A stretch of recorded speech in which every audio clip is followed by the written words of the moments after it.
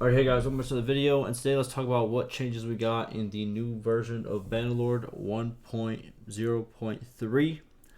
And yeah, we got a couple of changes here, and it depends how you see it. I think this does have a huge impact. The changes do have a huge impact. I'm going to explain why, but other people tend to disagree. But let's go over it, okay?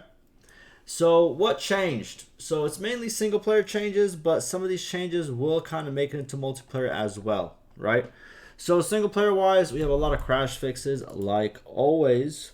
Obviously, they are starting to do changes for the PS5, as you can see right over here. Some changes for memory issues. So PS5, if you're playing on it, you get memory issues, might be fixed, you know. Then they have other fixes. This one right here, I think is significant. PS4 reduced the save limit from 32 to 16 to allow for larger files without corruption. I have seen some people in my comments talk about their files being corrupted when they are on, I'm pretty sure PS4. Maybe he was talking PS5. One of those. But yeah, there you go. There's a change right there that might help it. And also, if you have more than 16 saves, it's not going to actually delete any of your saves. You just won't be able to make any more. 16 is like the max now instead of 32 for bigger files or whatever. You know, I don't know how that works, but that's how it works. Next, changes in terms of gameplay. All right. So this pretty much whole patch is focused. This is the main meat right here. The siege engine changes, right? So what is all this about? So siege engines, we really only see them in single player in two places. So first place being the what do you call it? Well, I guess you can say three places, right? But two places really, two scenes. So the first scene is whenever you are establishing your siege. That's when you are in that like little phase with like pretend like you have a castle right here. Then you have your party, and then you can build siege engines, and you can also build a siege towers and the ram, right? And you can kind of wait there. You kind of starve them out. You can obviously get rid of their walls. You can fight siege engine versus siege engine, catapult versus catapult, whatever you want to call it.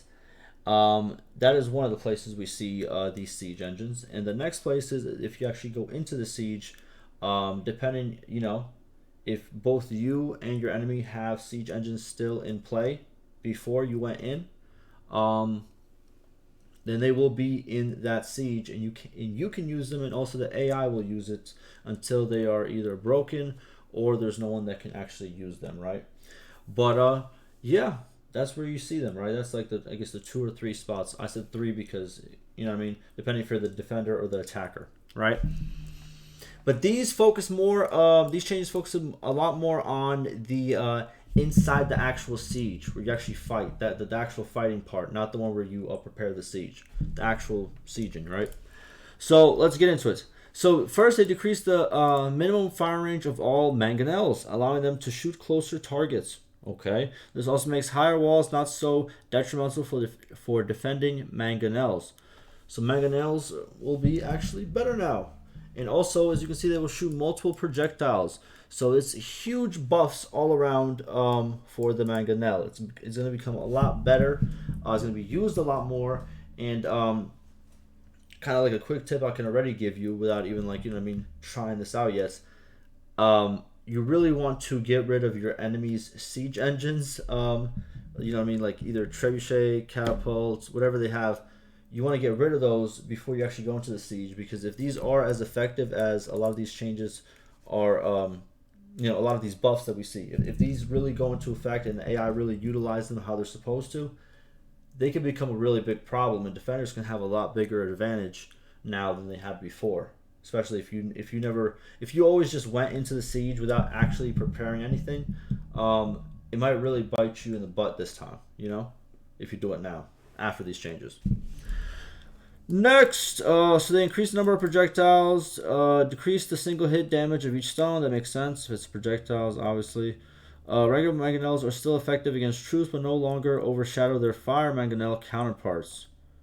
Okay, so they're pretty much making a bigger distinction, right? So the fire mangonels slightly increase the area of effect, okay?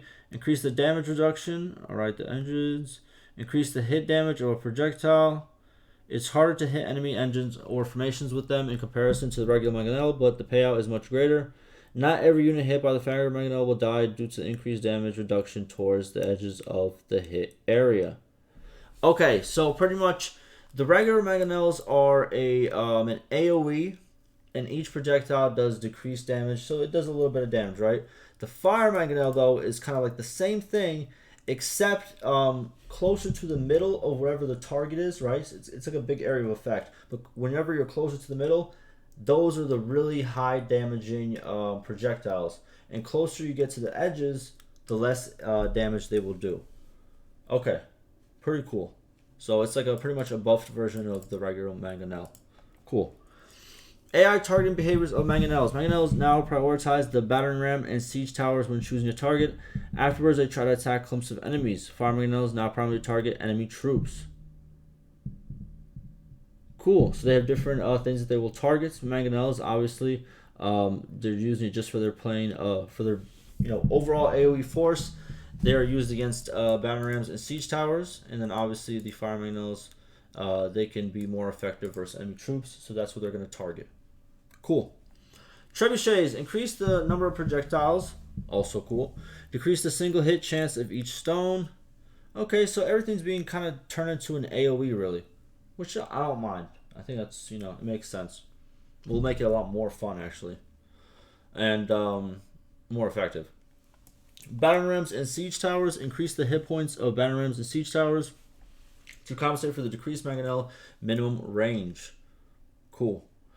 AI behavior of ranged siege engines.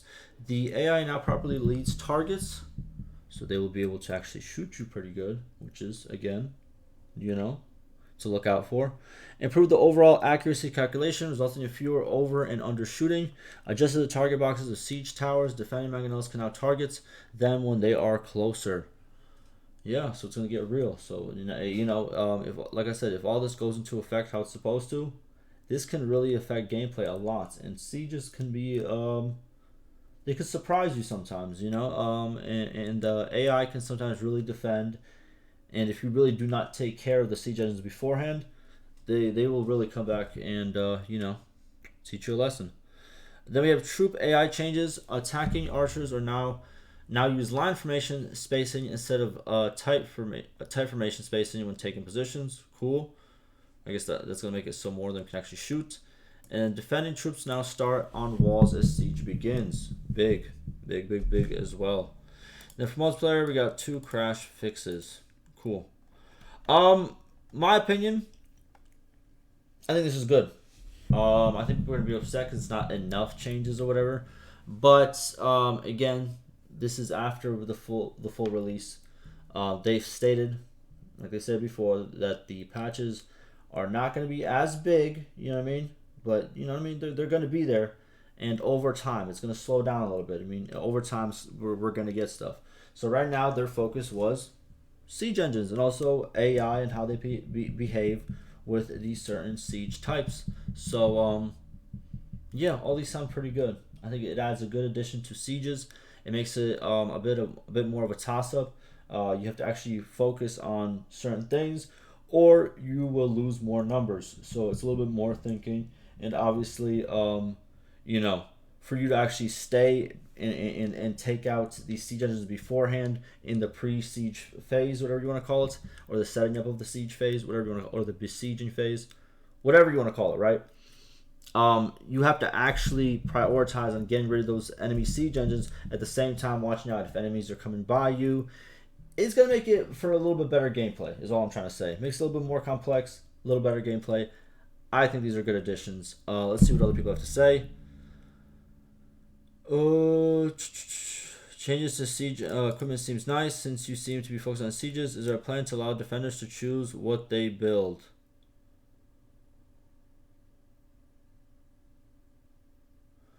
Interesting. That yeah.